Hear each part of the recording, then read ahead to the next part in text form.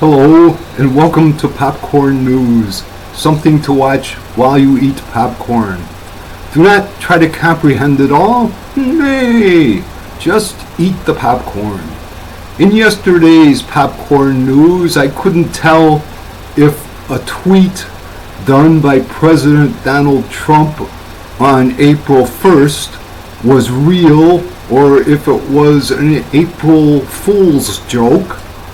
And I've looked further into this, and I can tell you now that the tweet by the president was not a joke, that it was based on a report by Fox News, which I have managed to trace down. Okay, on the Airs the Moose blog and the YouTube video yesterday, Trump April Fools, there was the April 1st tweet by President Trump while Fox News just reporting big news. And I wasn't sure if it was an April Fool's joke or not, but the president mentioned that Fox News had reported this, and now it turns out that yes, there is such a report.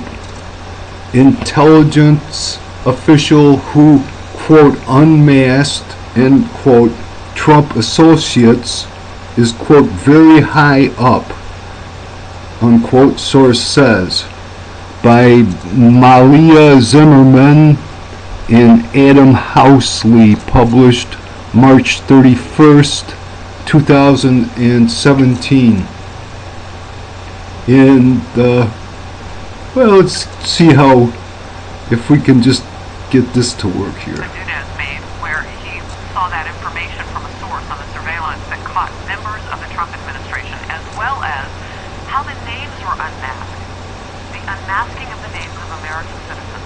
Adam Housley joins us now from Los Angeles. Adam, you've been working on this morning. What can you tell us? Yeah, Harris, we've been spoken to by a number of sources for the last couple of days, and it really came to a crescendo this morning because of our report yesterday that apparently outed two of Nunez's sources. Our sources, who have direct knowledge of what took place, were upset because those two individuals, they say, had nothing to do with the outing of this information. So let's go through what some of the headlines are. First of all, we found and we've learned that the surveillance that led to the unmasking was started way before President Trump was even the GOP nominee. So basically they started the surveillance to all this at some point earlier last year. The person who did the unmasking, I'm told, is very well known, very high up, very senior in the intelligence world, and is not in the FBI.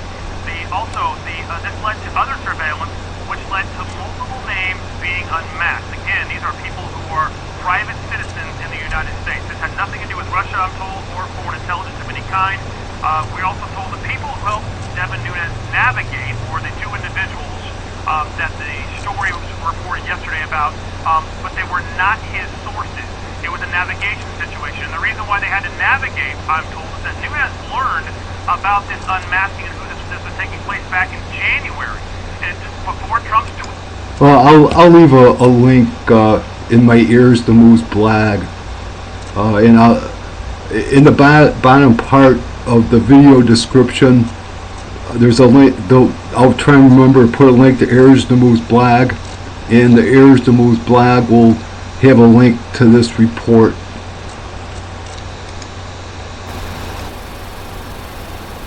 CIA has lost its marbles. CIA loses its marbles from a Wikileaks dump, which I think was on March 31st. Vault 7 CIA hacking tools revealed the marble framework. And this is classified. I know the secret part. I don't know the no foreign. I don't know. Okay, marble framework. But there's something. Okay, the terminology. Okay, marble. A marble is a specific algorithm that scrambles and unscrambles data. A MIBster. The MIBster is the utility that does the scrambling and altering of source files. The mender. The mender restores the source files to their original state. The warble. A warble is a wide character string that needs to be scrambled by the MIBster. And of course the MIBster is the utility that does the scrambling. The validator. The validator is a utility that takes as input the receipt file generated by the MIBster. The validator uses the receipt file to verify that all the strings intended to be scrambled are not contained in the final binary. So here's the list of words: the marble, the MIBster, the mender, the warble, the carble, the validator. And the framework design. The MIBster modifies, the mender restores, and then you choose your algorithms. Okay, and then the algorithms are depending on who you want to blame it on. And you do the carble and the warble and the MIBster and all this, and then you can use a string for obfuscation. Okay, and here's the part I like. Alright, who are you going to blame it on?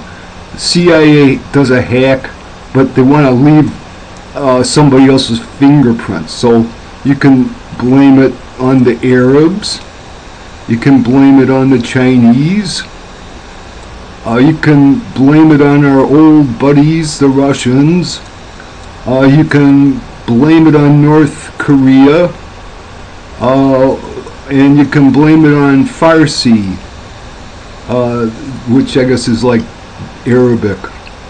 So there you have it. That's how they leave somebody else's fingerprints at the scene of the crime, and they can easily choose who to blame.